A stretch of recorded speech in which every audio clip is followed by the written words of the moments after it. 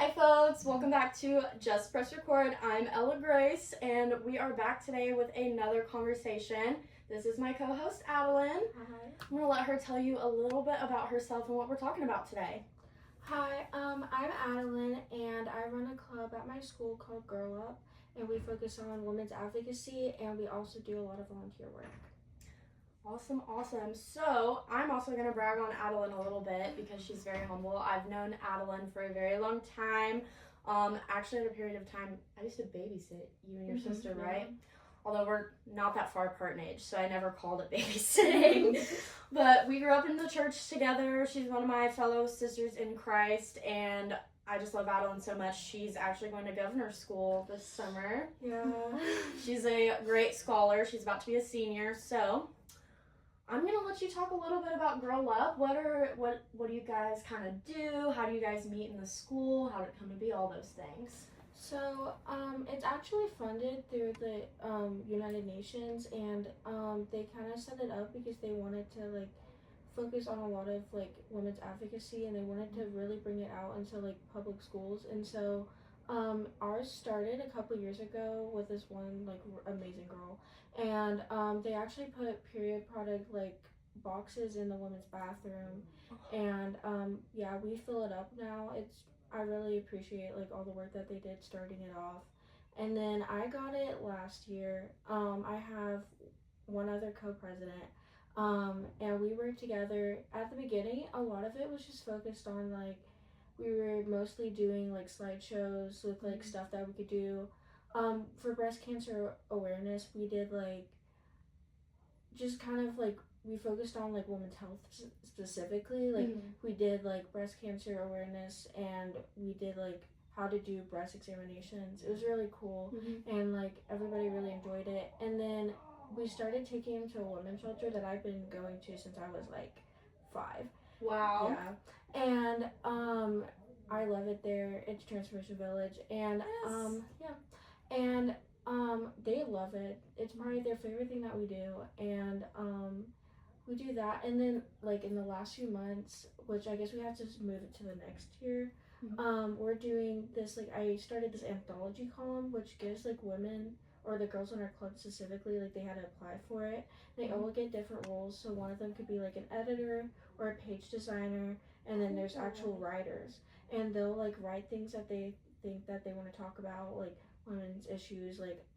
For example, I talked about women who feel maybe being a housewife isn't enough. But if a woman does choose that, that's something that it's okay. Every woman gets to make their own decision. And yeah, they also really like that. So that is kind of what's been going on with Girl Up. That's awesome. So what made you kind of want to participate in Grow Up, and what made you want to be a co-president? Because that's awesome. Yeah, so I mean, everybody kind of especially my circle, everybody really wanted to be in a club or to have some sort of leadership.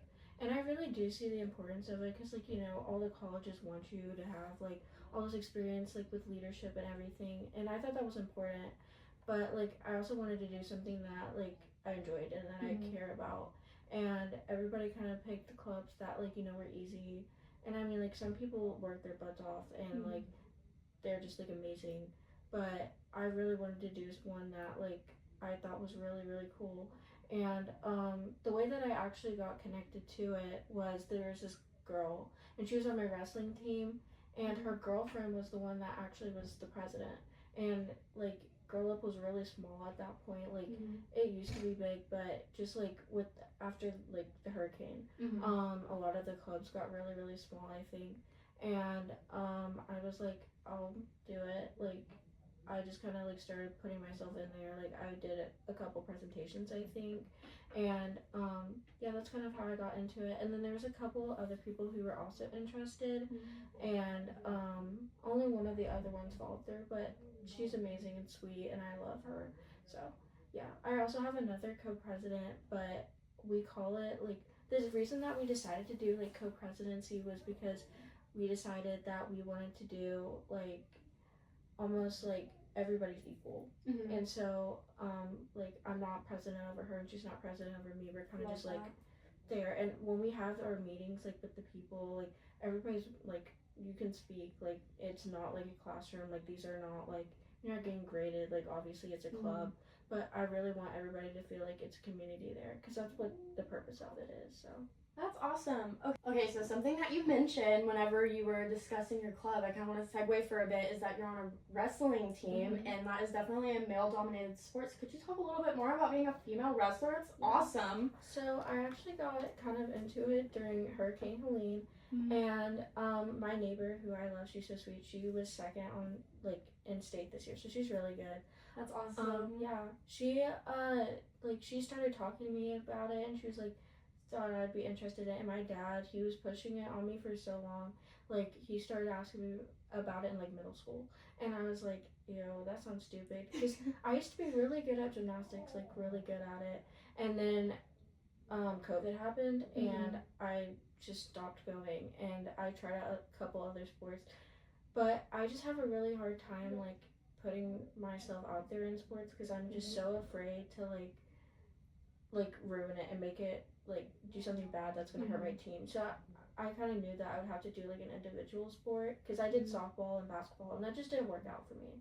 But she told me about that, and I said I'll just give it like a try. Like I'll do it for like a week. I'm not gonna enjoy it at all.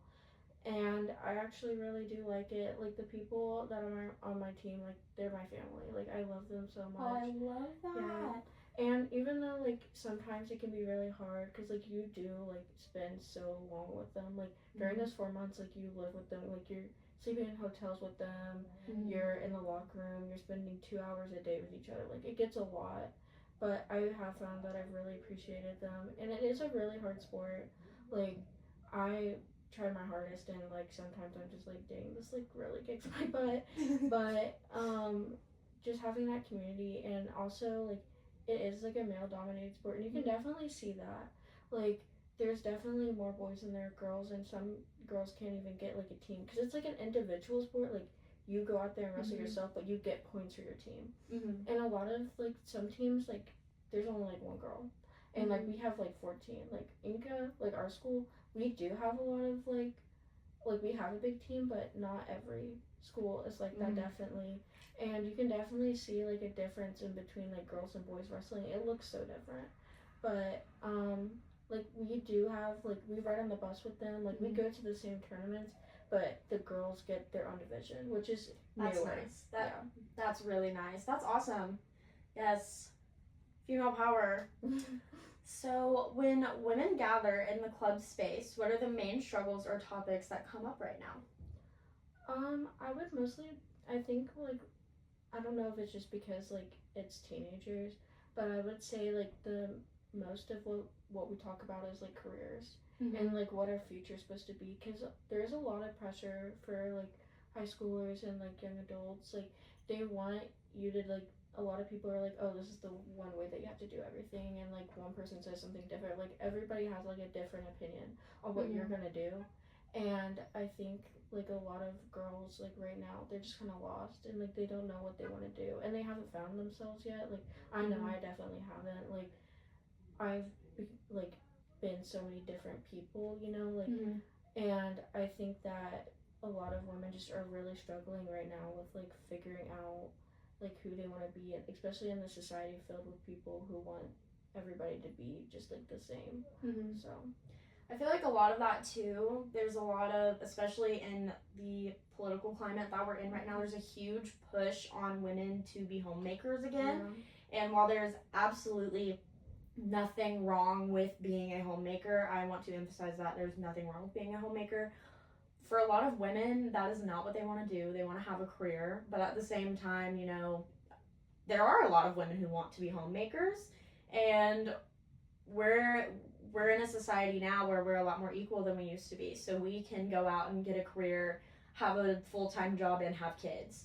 Whereas men and have this expectation to do all of these things that a man can do, and we can also have children and be mothers.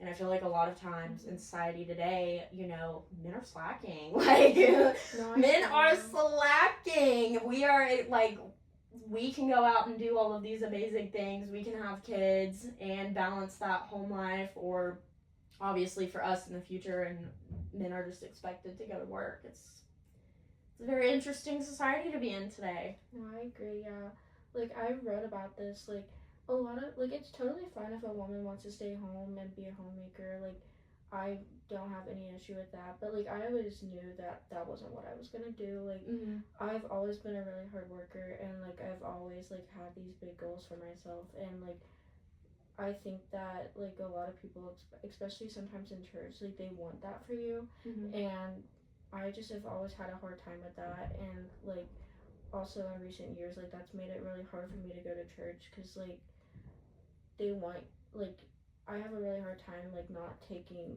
like wanting to do something, and like there's a lot of things in the church that like you're told like you can't do, and like I'm not gonna really go into if I think that's right or wrong, but it does make it really hard, and I think that's a reason why a lot of women like leave the church. But like, totally, yeah, no, and like especially with like the rules that they want for women, like especially with homes, like I do think that they expect us to like do all of that, which is fine. Like I can do that. Like I'm sure that if I wanted to have kids, I could have kids and have my job and come home and clean. But I do think like we need a shift. Like I think it needs to be like an equilibrium. Like the dad also needs to take care of the kids. Like the dad also needs to help clean in the house. Like my dad's pretty good about that, I would say, because like he has to pretty much do all that. I mean, he stays home, so he needs to contribute. But you know, I really do hope that kind of shifts. You know. Yeah. So you have not had an active female role model in your home for a little while now. Could you talk a little bit about that? Talk a little bit about your experience growing up? Yeah. So, when I was about 8, my mom like they had to go to court, and like they decided like my mom was unfit to be in my home. She was doing a lot of drugs. Like I remember vividly a lot of things from my childhood. Like my mom, she had this like huge seizure, but not just because of like a medical reason. Like it was because she was overdosing. They're pretty sure, and she always had really bad drug issues. Like that was always involved in my house. Like I always saw my mom cheating on my dad while they were married. Like she would, it was like the landlord, like it was all these crazy, the mechanic, Not the landlord, the mechanic. Like I'm so serious. Like it was so insane, and I remember all that from my childhood. And yeah, and when she left, it was really really hard for my family, and I moved in with my grandparents after, which was really nice because she was kind of my female role model, I would say. But growing up without like having a mom was really really hard.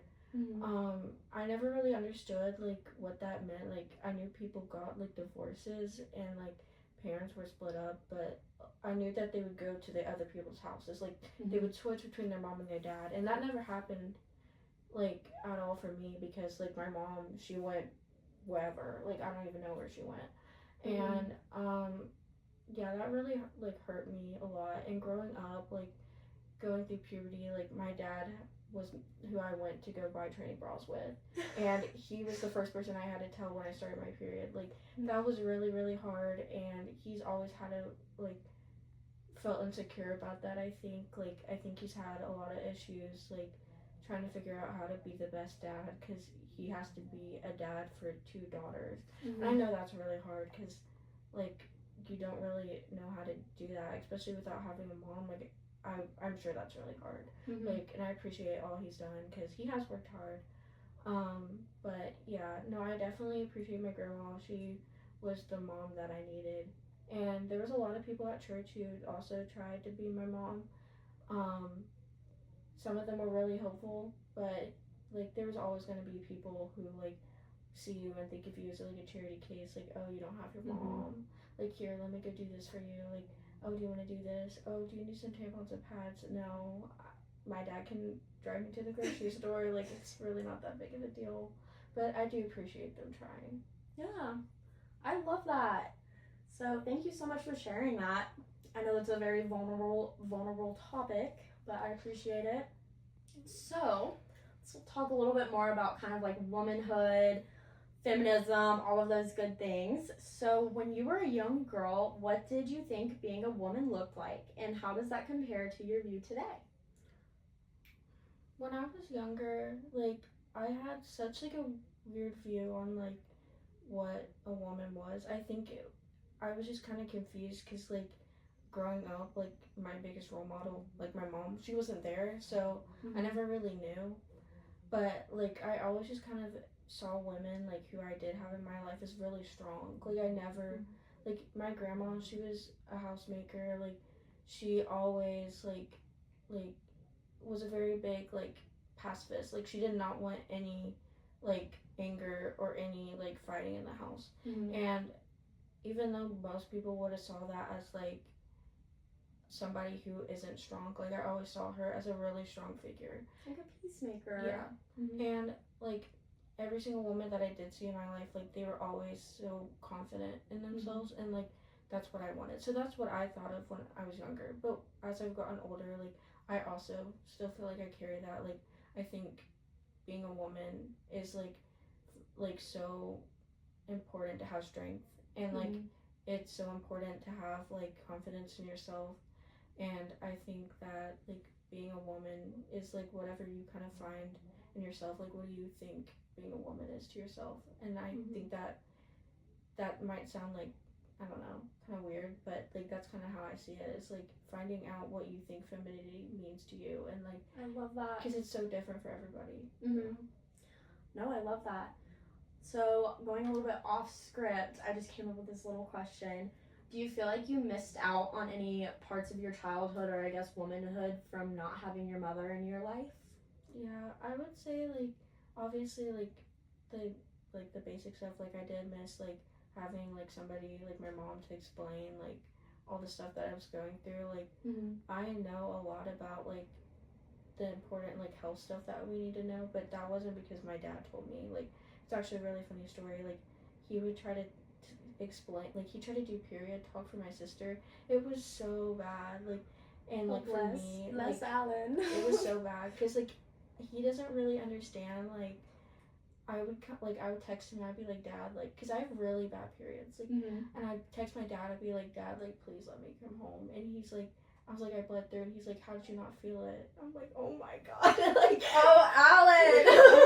Dad, no, like it's not like that at all. And he just doesn't really understand that, but he still tries like really really hard, and that's what I appreciate about him. But I would say also like I definitely missed out on like having a mom that I could go to, or like a female figure that I could talk to when I was like going through things. Because like I've always had a hard time with relationships after that. I think like I always have had a hard time with like trust, and like I expect people to like be consistent with me, and I guess that is what you should expect. But that's just kind of like it was always really hard for me to have a good relationship with people, and I definitely missed out having like a mom that I could always go to and like talk to. If I was mad at my dad for something, like I could just go to my mom. But I didn't have that, so that definitely sucked. Oh, I get it. Thank you. Thank you. Let's see. So what age do you feel like you transformed from a girl into a woman? I would say that I'm still like kind of going through that. I think. I mean, I'm just like a senior, so like I definitely think I've grown though. Like I think that I'm almost there. Like hopefully, I think that like growing into being a woman is like finding yourself and like becoming like confident in yourself. And I don't think that I'm there yet, because like I've always had a hard time with like insecurity and like struggling with like finding myself pretty and like being happy with myself. But like I definitely think that like eventually I will get there. You'll get there, queen. Takes time. Yeah. I still ain't there. Definitely not. For me, I feel like I felt like I turned into a woman when I went to college. That was my big like, okay, I'm an adult now. But even now I'm still like, yeah, I'm just a baby. Like like today, I had to go get my tag renewed today, and I had to ask my dad what I needed to tell them in order to get my tag renewed. Oh, I was like, hey dad, can you help me out? So it comes. It'll come eventually. Let's see. How do you go about seeking female role models? Ooh, I don't know. I found like all your role models don't have to be alive. I definitely like. I love that. Yes. Like I definitely have found like my favorite role model, which I guess is kind of nerdy, but Abigail Adams, like her, because she was so like inspiring to me. Like I have learned like through reading and like looking, like I loved how confident, like, because I want to go into government, maybe. I've been kind of wanting to go into law, and I really appreciate like her strength to tell her husband, like, she was like, hey, don't forget about the women. Like, I know that, like, writing the Constitution, and like, I don't think he wrote the Constitution. It's been a hot minute since A-Push, but It's okay, girl. Me too. yeah, John Adams, he was a lawyer. He did something, but his wife was very like, hey, don't forget about the women. We will rebel, like, low-key, if you do not like pay attention to us, and like remember that we also need our freedom. And I love that. yeah, and even though she didn't like, I feel like she would have made a lot more change if she was definitely in a different time period, because back then, like, that wasn't what people were kind of focusing on. But yeah, I think she's one of my favorite role models. And also, like, I don't know, I think that like young women in my like life, like you're definitely were one of my role models. Thank you. I'm honored. It was just people, like, I find that I tend to like gravitate towards people who are strong and like are really confident, because like that's what I want to be. So I love that. Well, thank you. No, for me, I definitely don't. I see you as a role model as well. Genuinely, you might be a few years younger than me, but you're a role model to me. I see how you're a role model to a lot of the younger girls, like especially at our church, and especially being in school. Like that's amazing. So I appreciate you for that. Thank you. Of course. Okay, so we've already kind of talked about this and brushed on this, but what aspect of puberty did nobody prepare you for? Oh, definitely discharge.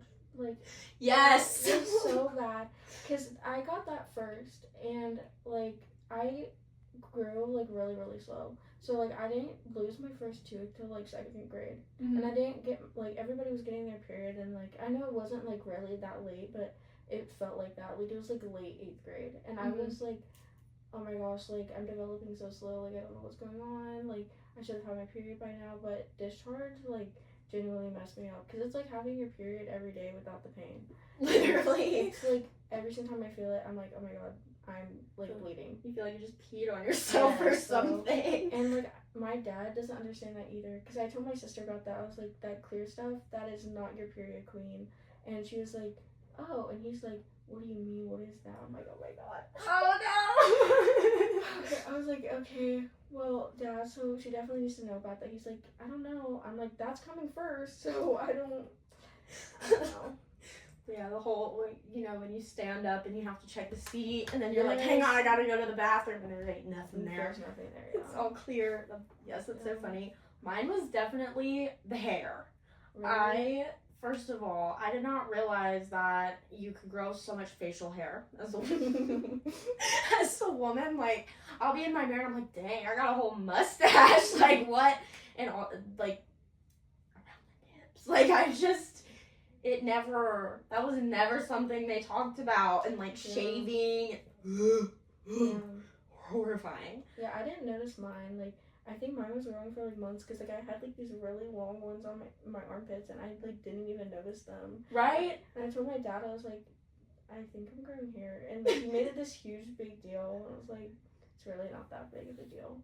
But my legs, like my top of my legs are blonde, and like this is like the actual like black stubby hair that I can't handle. I have the same thing. I don't even know, like puberty and like going through that was so weird for me, and I still don't have like a regular period at all. Like I have really painful periods, and like I've been trying to get my dad to take me to a gynecologist, but it's definitely been really rough, because like one time I went like 6 months without my period, and like I didn't know what was going on. I was like, oh, what? Oh, okay, yeah, so where's my period? It's a blessing and a curse. You're like, this is nice, but what's wrong with me? No, completely valid. Okay, so what is one piece of advice that you would give your preteen self about body image? I mean, I would say like it's really not that big of a deal. Like when I was younger, I was so like uptight, like especially during like 9th grade. Like I wouldn't talk to anybody at school. Like I was super like talkative here, because like when I went to school, I wouldn't talk to anybody, because I was like, walked in, and I thought that ninth grade was gonna be so hard, and so like I didn't talk to anybody, and I was so anxious, and I hated my body so much. Like I thought I was so fat, and then like I'll look back at those pictures and I'll be like, you really weren't that fat. You really weren't that big. You're like, girl, what you talking about? Yeah. So I wish like I told myself like it's really not that big of a deal, because it's not.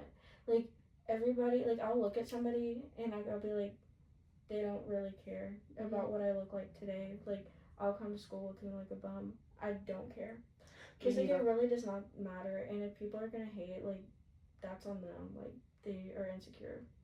You can look and express yourself however you feel like you want to. Mm-hmm. I feel like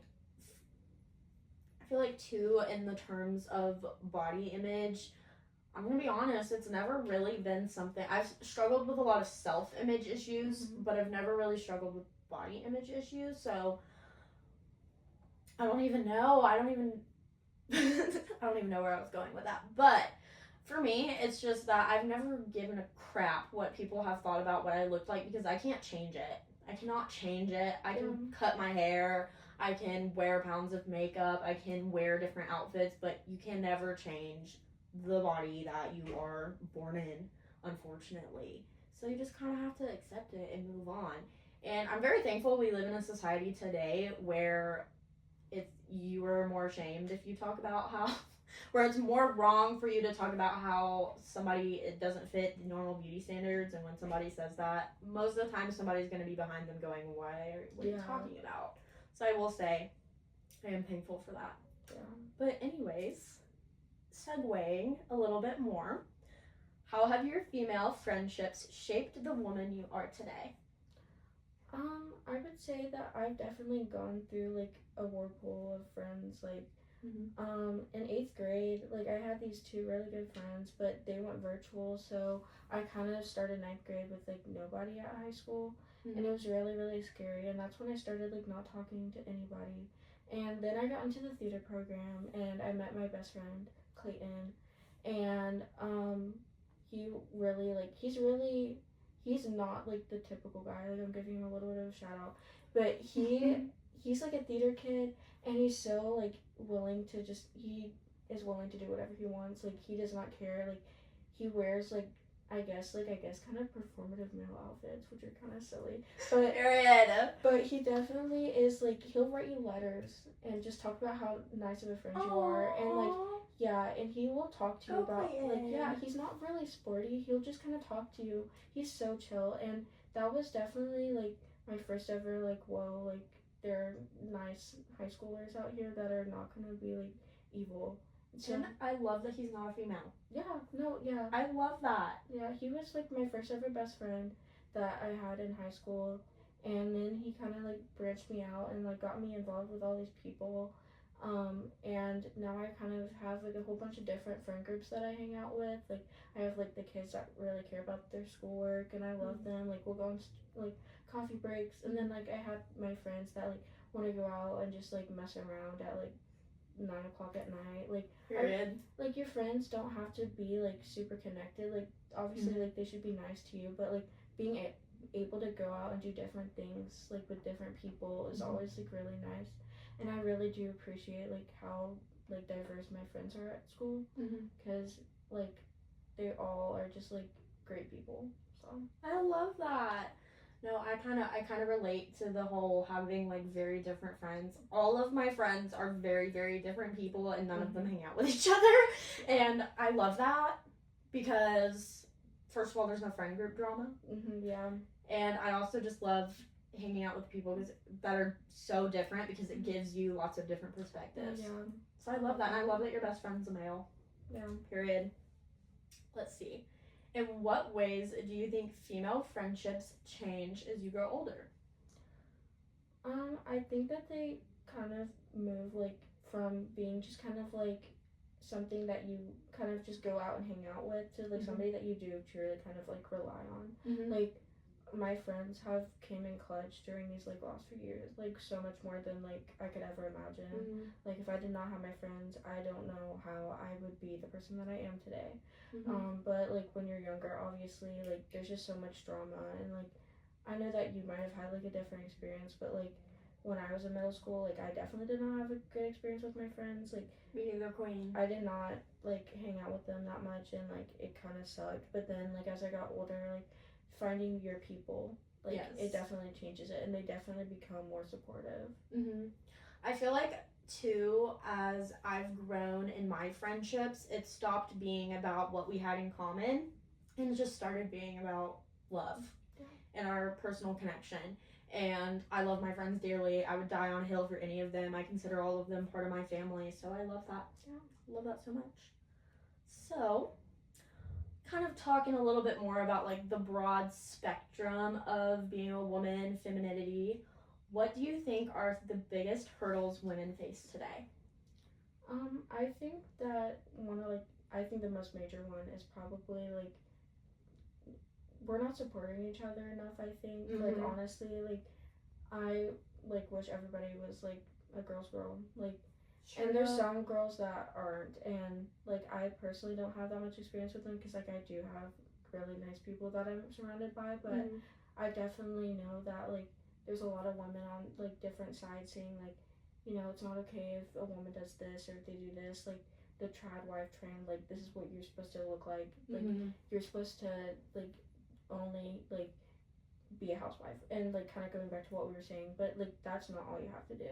And like a lot of women would be like, oh, like you have to get skinny, like this summer, like everybody needs to get skinny, like we're all gonna be so skinny. Like it's really not, like that's weird. Yeah. And like also like a lot of women like will say like you're not a real woman if you're not on this political side, or like doing all that with the political issues, that I just don't think that's okay. Like, you know, all of us are human, like and I think that like especially with women, like we should be like a community. Like I don't think we should ever be rude to each other or hateful.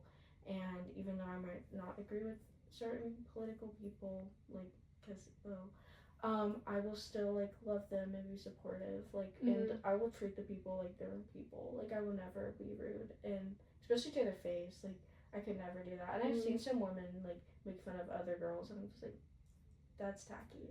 Tacky, yes. No, I especially see a lot of competition in women when it revolves around men. And I'm like, okay, why are these beautiful, stunning women out here fighting over this bum little rat of a man? Like, why? And 95% of the time when women are fighting over a boy, you look at them and you're like confused because why? So I love that, and I definitely feel like there's a divide between, you know, like the feminist movement has a lot of bad PR. It has a lot of bad PR, but so do the trad wife traditional women. Both sides have a lot of bad PR, and it seems like, especially right now in this political climate, people can't meet in the dang middle. Yeah. Like you can't want to be a homemaker, want to be a stay-at-home mom, want to live traditionally, without people automatically saying, well, you voted for Trump, didn't you? Like, no, that doesn't mean nothing. It doesn't mean nothing. It doesn't mean I'm homophobic. It doesn't mean none of those things. We're on the opposite spectrum. The feminist movement a lot of times pushes women to be ultra independent, and that men are bad. Men are, yada, yada, yada. So I feel like we definitely got to figure out where the meeting spot is, because feminism is not about fitting into, it's not a personality. It's not one specific thing. It is equality. Feminism is another word for equality. So yeah, and I think that like people assume like things, like they're like, oh well, if you want to be like a feminist, like you have to like believe in abortion. And like sometimes they'll be like, okay, well if you want to be a feminist, like you have to believe this, or if you don't believe this, then you're not a feminist. And like I definitely think it is like a spectrum. Like I think like being a feminist means that you support like wanting women to have like the ability to do what they want, like having the ability to set their own goals, and if they want to be independent, like that's fine, but if not, that's okay too. And I think that like putting these labels on like feminists as like these crazy people who are like terrible because they believe X, Y, and Z, like if you believe like a certain thing, like that's fine, because like I have my beliefs, like I believe certain things, and I think certain things are okay, and I believe certain things are not okay. And I think that like a lot of people, especially like on I don't want to say it, but like on like the Republican side, like they will always be like, oh, if you're like a feminist, like you're evil. And even if you like do believe in abortion, which I'm not gonna say if I do it or not, like that's okay. Like if you want to get an abortion, like that's okay. And I don't think that people should be telling people that like it's not okay. Right. But you know, if that's your belief, if you don't want to get an abortion, don't get an abortion. Like, right. Like it's fine. Like, I love it. Period.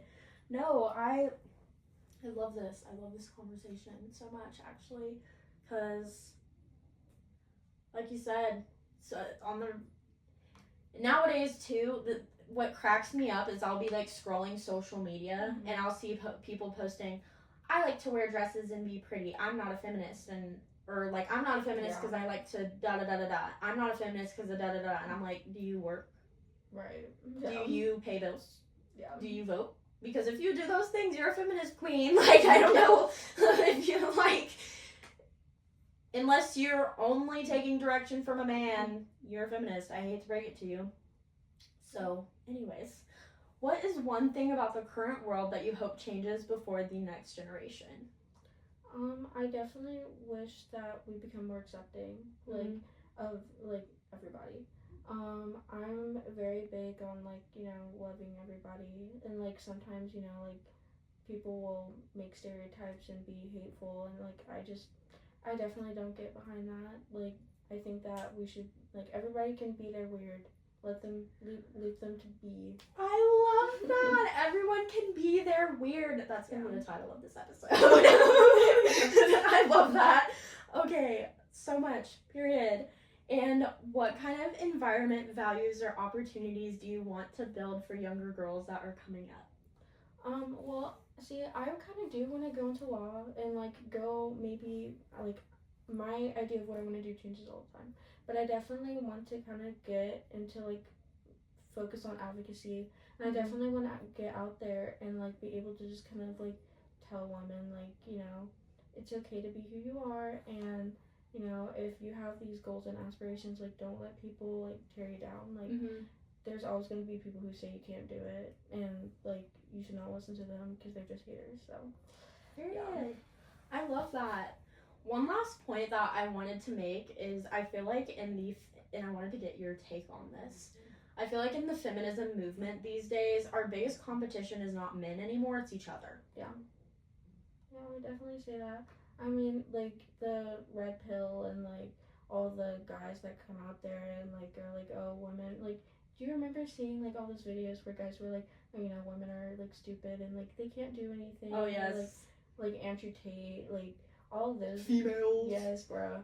And, like, I hated seeing that come out, and, like, because I knew that was going to be bad for us. Like, everybody wants to, like, say that women have, like, this inability to do things, and I don't think that's true. Like, I think if we do set our minds to it, like, we have shown, like, over and over again, like, we can achieve, like, whatever we set our minds to. And I definitely think that if, like, women are not supporting each other, that makes that a lot harder.